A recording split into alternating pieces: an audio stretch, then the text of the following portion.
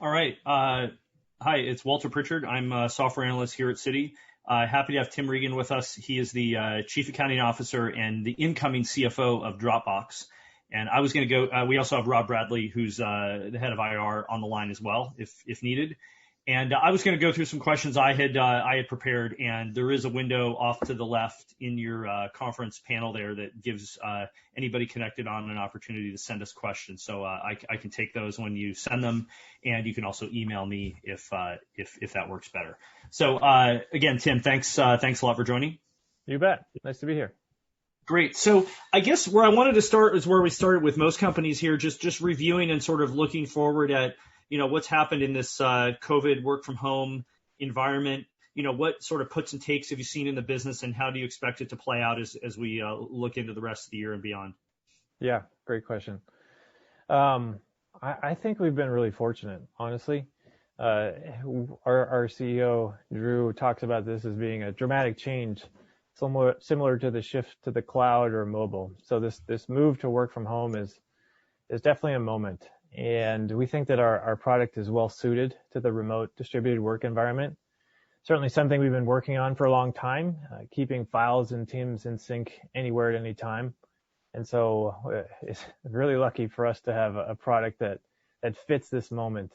And I think we're seeing that as far as trials, where individuals and team trials are up 20%. Relative to pre-COVID levels, and conversion rates of those trials has remained steady, and churn has been stable throughout this time. And another space is HelloSign. This is the e-signature and document workflow company that we acquired last year, where really the alternative of pen and paper, which is still how most people execute on signing, the alternative of pen and paper is not only not feasible, it's just not healthy right now.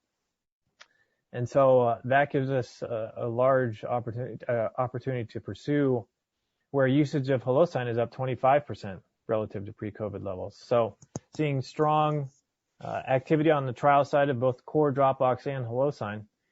And then the new Dropbox, which is our smart workspace that we've introduced in this last year. Engagement on that is up 100,000 users sequentially.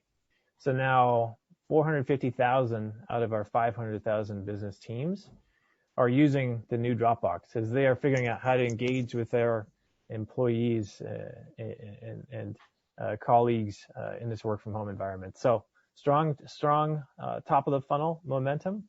And then it's also honestly been helpful on the profitability front. And we had a last quarter where we did operating margins of 20.5%. And that was about double what we did last year. And some of that is due to savings on things like travel, events, and other areas. So for the most part, I think we've been fortunate as far as having a product that's resonating well in the market, and a team that's been able to produce at high levels, leading to additional efficiencies on the bottom line. Got it. And maybe I wanted to come back and talk about the new smart workspace offering, which is sort of independent of COVID. But curious what you talked about HelloSign interactions, for example, up a lot with COVID. What other sort of beyond just trial usage and so forth, what other changes in behavior or new behaviors have you seen relative to your installed base in terms of how they interact with Dropbox in these conditions we're seeing right now where everybody's working from home? Sure. Good question. Well, I think to your point on HelloSign, I think that is definitely one area that's doing very well. And one of the points of interaction, we introduced some new capabilities here in this last quarter, where now it's a very native and deep integration, where just now you can send for signature one of your documents, and you have 3 free, and then you hit a paywall. And so we're seeing strong traction in that e-signature space, partly due to this more native integration. And we've also gone live in international locations where in the past it had been only available domestically, but now we're live in 21 additional languages, so taking advantage of this international opportunity.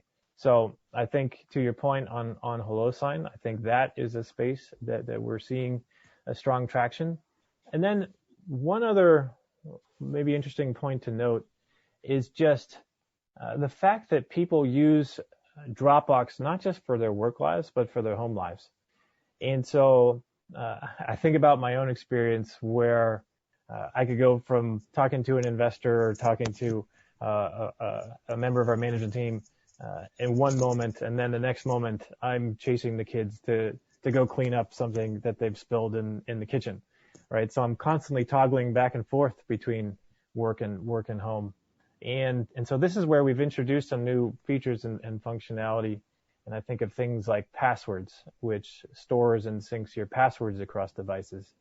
We launched that in the second quarter. And Vault, which secures and organizes your most important personal documents and things like your wills or your trust, where you can now give a PIN to your family member to help with that information. Computer backup, which automatically backs up your Mac or your PC. And the family plan, we introduced that in this last quarter. So one pattern we're seeing is this blend of work and home. And so this is where we're introducing features and functionality to capture that experience and capture that moment. And this is part of our strategy to move people from basic users, move them into this individual space where we're solving their personal problems. And then we can continue to migrate them towards our team solutions. So just a few examples as far as this, blend of work and home and the HelloSign opportunity that you mentioned.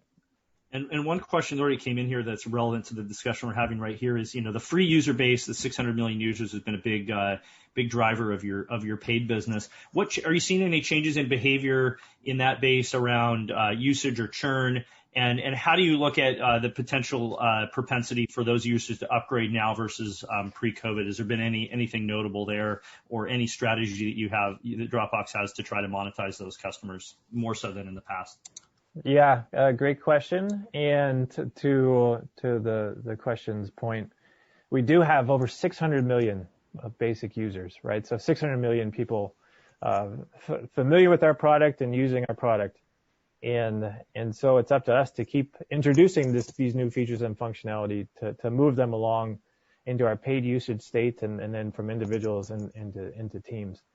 And so we continue to see a mix of teams and individuals come into the top of the funnel, and continue to see strong top of the funnel attraction. And I mentioned the trials that we're seeing, and a lot of the other metrics that we're seeing are consistent with pre-COVID levels, particularly as far as our conversion rates and churn rates. And so certainly we are closely monitoring these trends to figure out how are customers using us?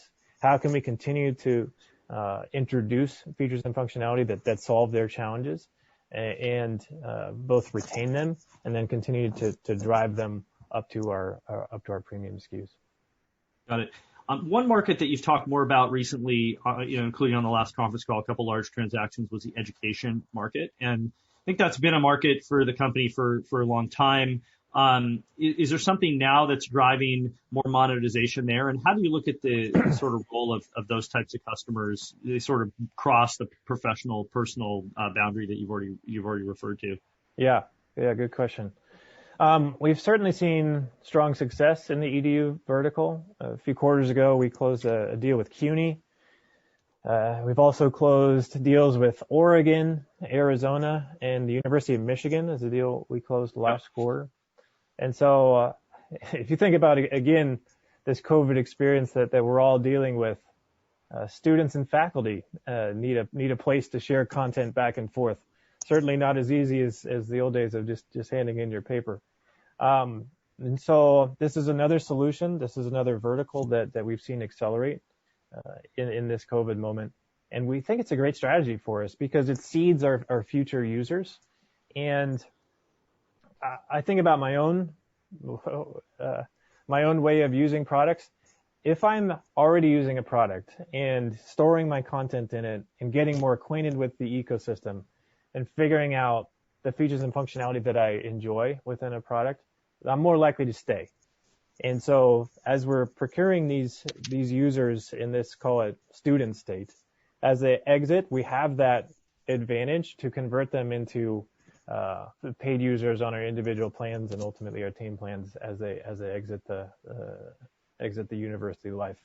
And then there's the virality angle, right? As they become more familiar with our products and are using it more, they'll share their content with family and friends and introduce Dropbox to their own personal ecosystem, if you will. So we think this is ultimately very accretive to ARR and something we will continue to pursue. And some ways that we're working on enhancing that experience is through partnerships with learning tools such as Blackboard and Canvas. So we're figuring out, hey, what are the tools that faculty and students use to interact with each other, and then engaging with partnerships just to make that experience stronger to really help solve their challenges. And then one other angle to it, of course, is oversight controls, where university officials and others just want to make sure that the content is secure and safe. And so this is where we've enabled security and administrative controls to manage users and monitor activity. So doing everything we can to solve for the challenges of our users, both whether it's the students, whether it's the faculty, or whether it's the administrators. And this is something that is a strategy we think is going to help us in the long term. And how do you think about from the free user base? There are some users who will, probably never pay you anything. And then there's some who are, pretty quick maybe to pay and start a trial for a period of time. How important is it to improve the yield of those free users for the company versus how much of a tolerance is there over the long term to have a very, very large base of free users that maybe you're never monetized, weren't monetized in the foreseeable future? Well, it's great for us to have this large user base that gives us a great opportunity to understand how are people using the tool, how are people using their content, and that helps us educate where to take our product going forward, right? And so that's helped us figure out how to launch some of these new features and functionality, passwords and Vault, and there's just sort of feedback we're getting from customers to say this is what would be useful for us, and that gives us signal as to what to release and then what potentially can drive conversion down the road. And so I think that's one massive advantage. And so one other I'd say is if you look at our acquisitions, right, having this 600 million users with HelloSign, now we can leverage that user base, and we have this built-in distribution network. And this is where we can introduce some of these new features and capabilities that, again, can resonate. And maybe one other angle that I can mention is this focus on content and this strength in content. We have these AI capabilities as well that, as I'm going to a meeting, for example, I can, say I have a meeting with Drew, our system can see, hey, these are some documents that you've been collaborating on with your CEO, and whether it's a board deck, et cetera, and surface the right content for me at the right time as it sees what's on my calendar and what content is perhaps most relevant to that situation. So having this user base really helps us cultivate our future roadmap. It helps us cultivate potential M&A opportunities, and it helps give us this opportunity to expand down the line within paid users. And I can talk about, if you'd like, on the infrastructure side, just how we try to manage our costs as well. Yeah, I guess that would be helpful, especially, I think one thing that's happened there is, a couple of years ago, you moved to your own infrastructure. I think costs were a part of that. Maybe you could help us understand where we are in that benefit cycle of having, made the move and being a couple, maybe 18 months out from that move. Yeah. So to your point, a few years ago, we did shift away from AWS onto our own infrastructure. And that gives us the opportunity to innovate and optimize our gross margin profile. And so a few things we've done there, we've introduced this SMR technology, shingled magnetic recording, which is the layering of disk drives that store data. And one way I think about it is almost shingles on a roof. And so they're layered on top of each other, which reduces the space required, and it increases storage density per disk by 75%. And so half of our storage is leveraging SMR as of the second quarter. And so that's one point of innovation that is helping to drive our efficiency there. Another is this cold storage, where we've analyzed the usage patterns of how people are accessing their content, and certain content that they access at low frequency rates, we can store at lower cost levels. So these points of innovation that we've been able to drive is due in part to owning our own infrastructure. And that's where we're delivering 79% margins this year, and our long-term target, 78 to 80%. So we are doing quite well as far as driving efficiencies along that space. And from that perspective, when you highlight that half of your storage is on the SMR technology, is the conclusion there then that the other half can go there and that there's further potential for improvement? Or how should we think about sort of where you are on that curve of benefiting from having made this decision? Yeah, good question, Walter. Yes, we're on the path. It does require some level of expiration of, call it, the existing equipment, and then you shift into the new equipment. So there's a bit of a cycle to it, but we're definitely on the path, and it will continue to grow from the 50% that it is today to much higher percentages over time, just as we go through our refresh cycles, if you will. So then as we think about, you're already, at 79% margin, you're sort of already within that band that you've highlighted as a long-term growth goal. It sounds like over time there are additional investments that you would be making to offset some of those savings, or how should we think about maybe as the rest of that storage doesn't, moves to this new technology, wouldn't that drive you in excess of the range that you've talked about? Yeah, good question. We will need to continue to invest in this space. And so we'll whether it's we just did a new infrastructure up in Portland, a new data center up in Portland. So that's one way we've invested. And then we're also thinking about whether it's international investment. There's new regulations, whether it's GDPR or other, that might warrant us building out new infrastructure in areas more regionalized. And so there's more investment to come here. And so we're not lifting those long-term targets from 78 to 80%. We're not lifting those just yet. Something that I will certainly be looking at with my team as we think about, call it, our guidance for next year. But no immediate plans to lift that target right now. Got it. And then on, you brought it up earlier, and I was going to return to it on the smart workspace or the new desktop experience. I think the majority of your users have moved there. How many of them have actually sort of changed the behavior that they have with the application? I mean, some of this was just a move that was made on the back end. Could you help us understand sort of what's changed from the user's perspective, and how are you seeing that change how they interact with Dropbox?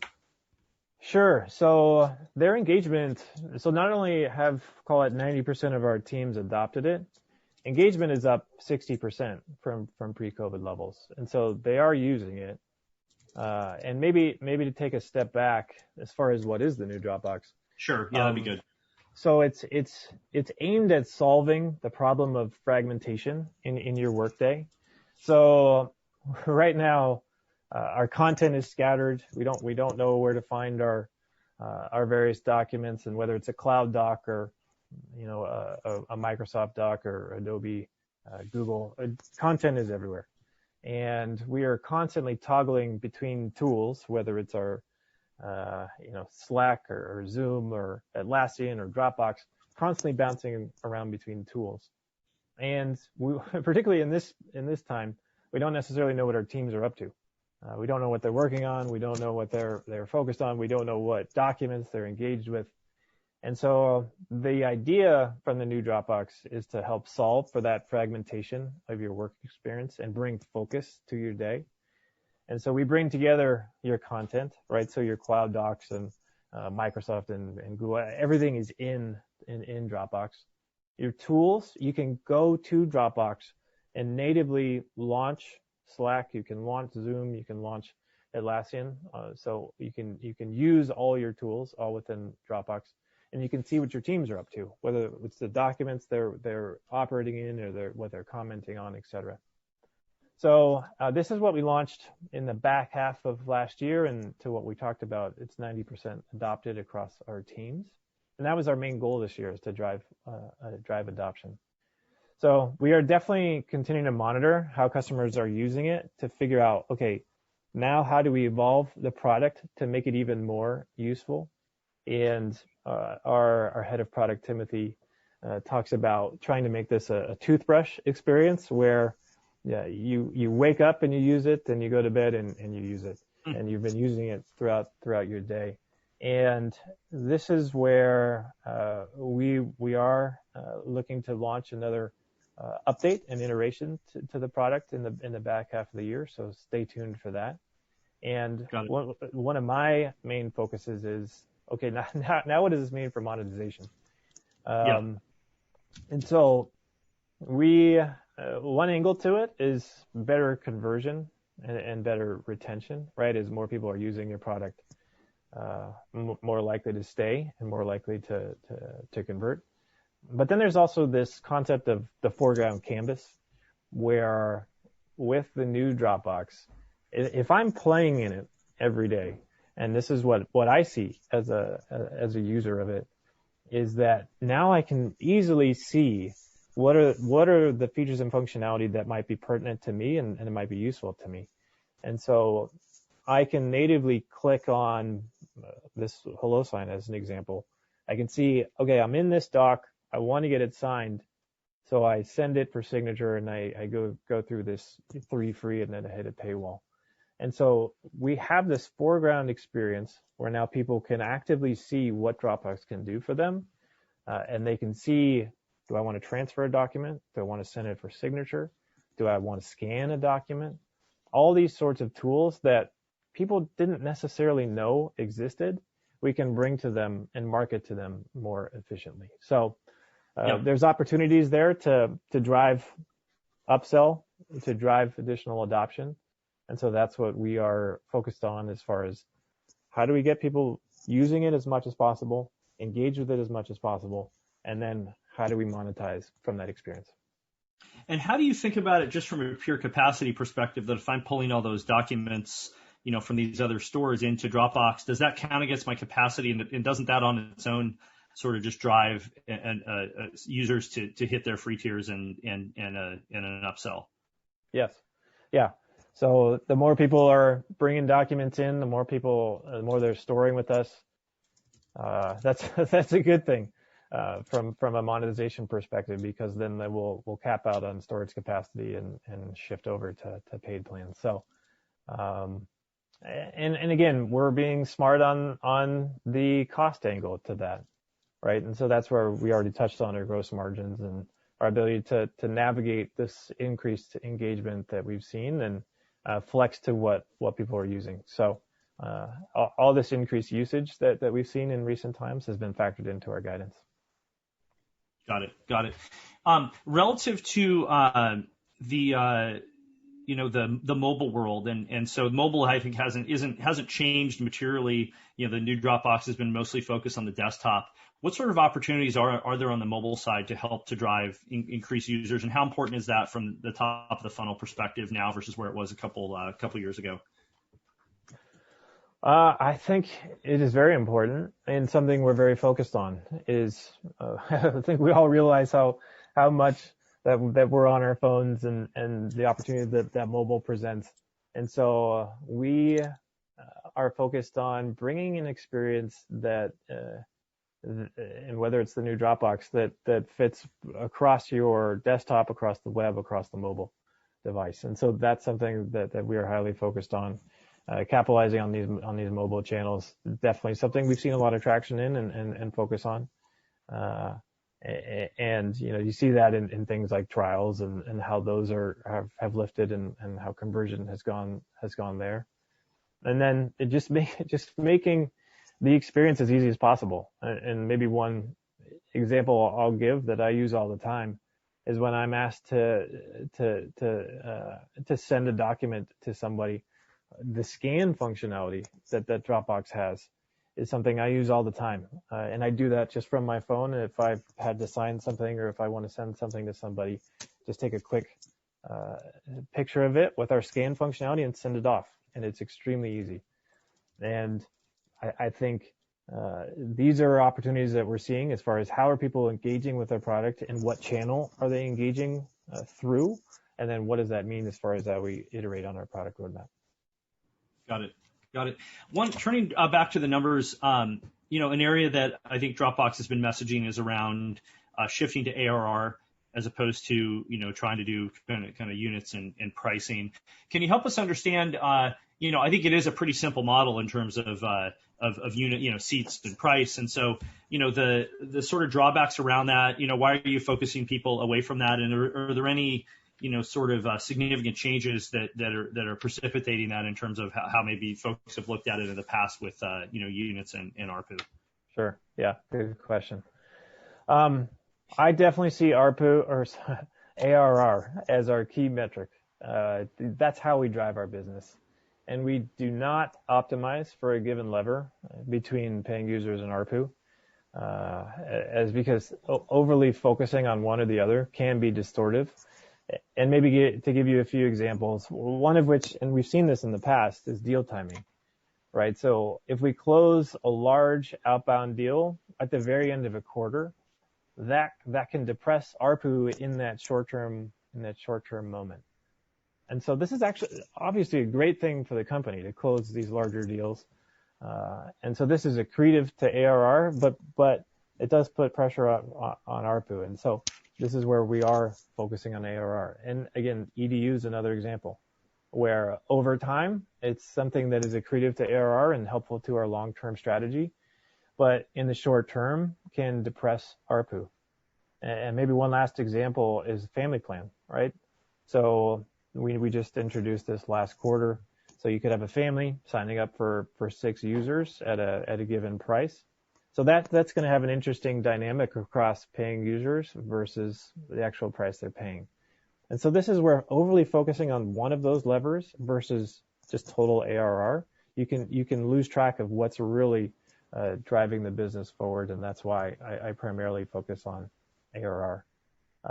Now, that all said, paying user growth has been the leading contributor to revenue growth, and we expect that trend to continue. And ARPU is certainly an important lever as we bring users to our team products and premium SKUs.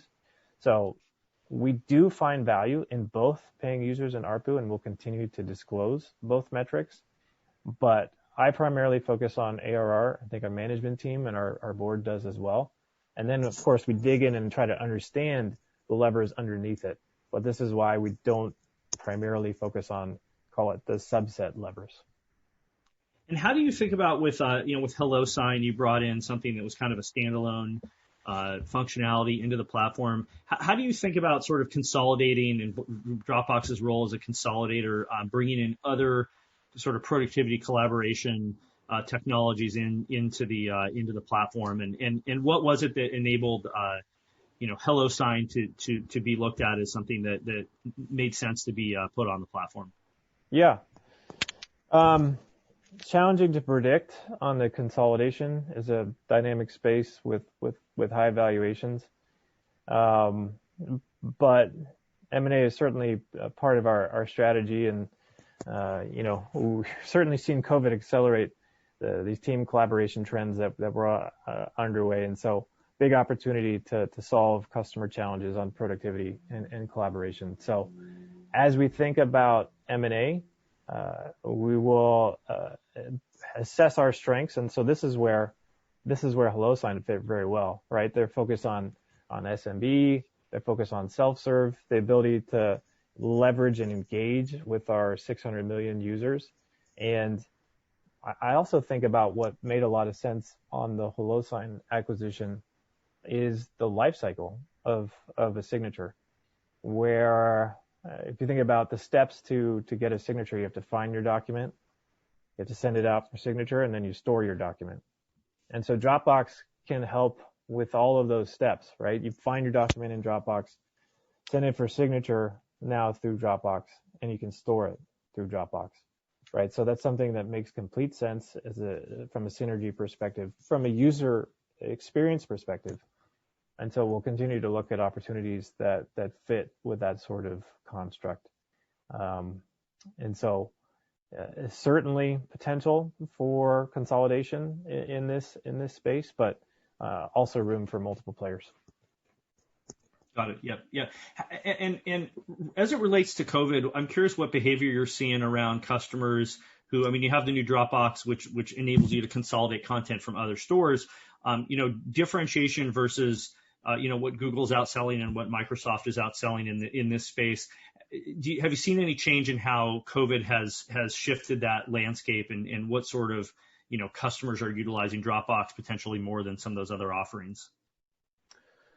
I don't think we've seen dramatic changes from that standpoint. Most of our incoming users continue to be a mix of teams and individuals. Most of our users still use us for work. And I think COVID, what has potentially changed from it, this blend of work and home, and just how people are truly having this integrated experience, and how we can shift our strategy to focus on that. I've touched on the EDU vertical, or that's another one we've seen have some momentum behind it. But overall, I'd say, again, the top of the funnel has remained strong. Trials are up. Conversion's been steady, and churn has been stable. So I wouldn't say dramatic changes other than the engagement and the utility of our product, right? Just as we're dealing with this asynchronous work experience, and then certain opportunities that are just no longer available, as far as, again, pen and paper is just not easy to do from an e-signature perspective right now. So a lot of the trends I've touched on already, I think is what we've been seeing. Got it.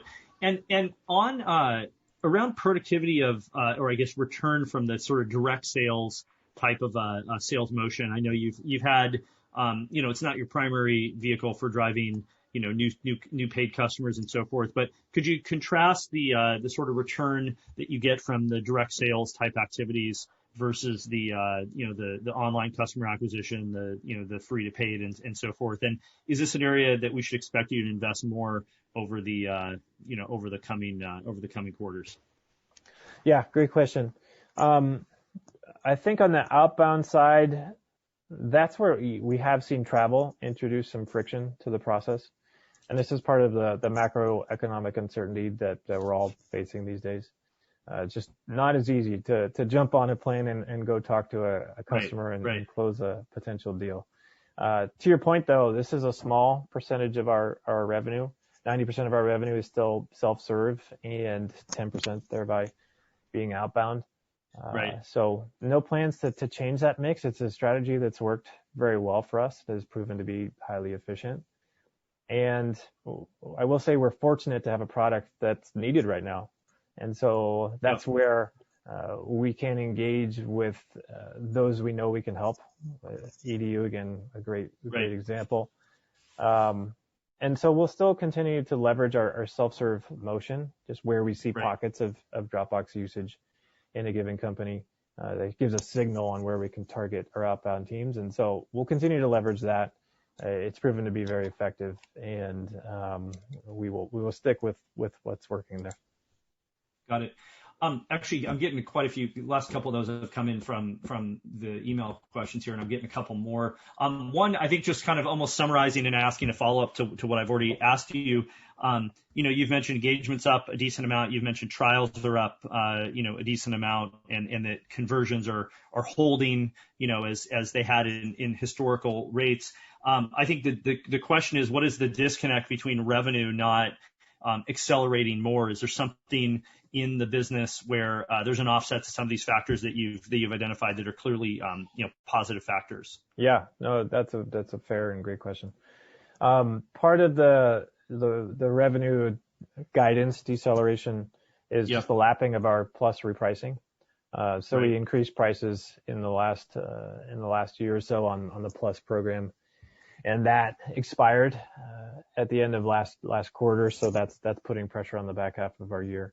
But as far as what else we may be seeing, Yeah. one I'd say is we were seeing a higher portion of our, call it COVID cohort, join as monthly subscribers, right? So more of them are coming in. Still, the majority of our subscribers are on an annual plan, but Right. a greater portion of these new subscribers are coming in as monthly subscribers. And so that's where we're monitoring, okay, what does that mean for churn, just given that they have more opportunities to churn throughout the year. And so we're doing, of course, everything we can to keep them and introduce them to everything we can solve for them. But it's just harder for us to predict what does it mean that they came in on a monthly plan. Was that just a temporary them thinking COVID was only going to be a few weeks and months, or now that this has continued to extend, is that give us this greater window to retain them? So that's one angle we're monitoring. Also, I will say that this initial surge in demand was largely constrained to the second quarter, right? So in March and April, we saw a large uptick as we were all told to go work from home. We'll see you. Come back when we tell you it's safe. And so we saw this large uptick in March and April, and that did taper off throughout the quarter, right? As people got situated and set up on Dropbox. And so that was largely constrained to the second quarter. And then we also are looking at supporting our customers that are having financial challenges. So a fair amount of our customers are SMB based. And so we're working with them to retain them as long as we can and to prevent churn. And so we're offering things like extended payment terms and changing invoicing frequencies and those sorts of things as tools to keep them with us. And so these are items that could put some pressure on billings and things like that. Yeah. But those are potential offsets that we are actively monitoring and doing everything we can to combat, if you will. Got it. No, that was actually really thorough, helpful. Thanks for that. Last one I wanted to ask you was around the long-term plan with gross margins and operating margins. And can you help? I think it was very clearly laid out. I think one thing that wasn't clearly laid out along that was the sort of revenue growth that would go with those margins. Can you help us understand just how you're sort of determining kind of the growth margin balance for your business? And you've made excellent strides in the last 12 months as you highlighted with the 20% operating margins. How do you think about that right trade-off of growth and margin? And is there an opportunity to spend? Is there a situation where it would make sense to spend a little bit more than you've talked about relative to the implied margin because of the environment we're now in and potentially capitalizing more on the growth side? Yeah, great question. I will say that what we're trying to do is deliver consistent results, investing for double-digit revenue growth and annual improvements in operating margin with free cash flow rising to $1 billion annually. And then that gives us capital to allocate leftover after all that. So taking a step back, we have these long-term targets, 28 to 30% operating margins by 2024, billion in free cash flow by 2024. And so if you were to ask me what is your main goal as CFO, I think it's hitting those targets. And that's really what I was involved in setting that course, and now that's my main focus on executing against those. And so right now it also does mean we're investing to drive double-digit revenue growth and balancing growth and profitability along that path. And everything you've seen so far this year demonstrates our ability to execute on the operating margin side. 20.5% in the second quarter, 120 million in free cash flow in the second quarter, targeting 470 million free cash flow this year. So strong execution against the path we said we would do. Right. And then I think maybe more to your question on growth. This is where I'm really going to be working with the management team to make sure that we are targeting initiatives with the right level of ROI and monitoring our new products and the new engagement with our new products to make sure that we're seeing the right momentum. And those that are doing really well, as we're seeing with e-signature, as we're seeing in certain other pockets. Okay, let's invest there and continue to drive that momentum. Those that may be missing the certain, whether it's our initial hypothesis or certain milestones, let's consider shifting resources in a different direction.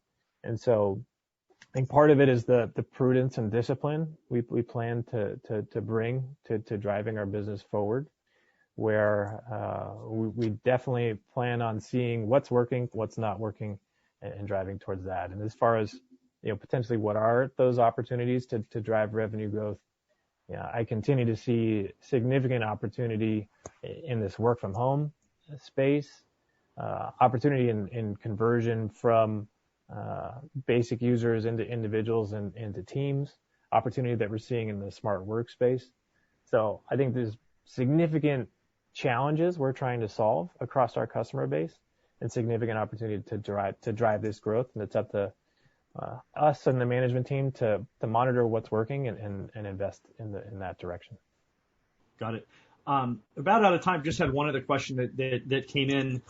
One thing we've seen with a number of companies, and I think you've talked about it a little bit, although maybe not as much, is lower OpEx just because of the environment we're in. And you mentioned it at the onset of this session. How would you encourage investors as they sort of, we're in September now, they're starting to look into next year and so forth.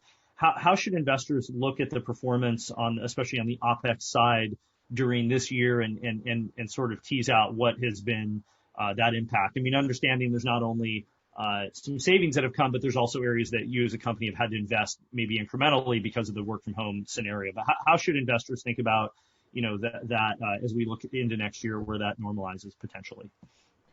Yeah, well, I like to think about it as we're on our way towards the 28 to 30% operating margins.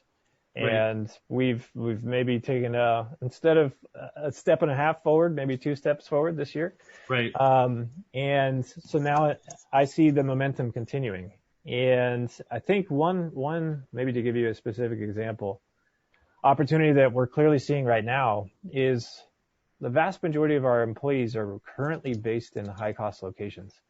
Yeah. Right. So the vast majority of our employees are based in San Francisco, Seattle, New York. In Europe, they're in London and in Paris. And we're finding that we're quite productive working wherever they are right now. Who knows where they are right now? And they are quite productive and we're very efficient. So is there an opportunity for us to expand as far as our low-cost locations? And how is that going to impact our margins? And these are sort of the things that I'm going to be working with the management team and my team on to figure out, not just where does it normalize, but how do we continue to drive, let's hit those long-term targets and then figure out where do we go. And I think we're on the path to get there and we will continue to stay efficient in our approach. Okay, great. Well, I think, Tim, thanks a lot for the time. Appreciate your participation in the conference and, during this week. And, we'll sign off here, but appreciate very much your time. Thanks, Walter. Appreciate it. Okay. All right. We'll talk to everybody later.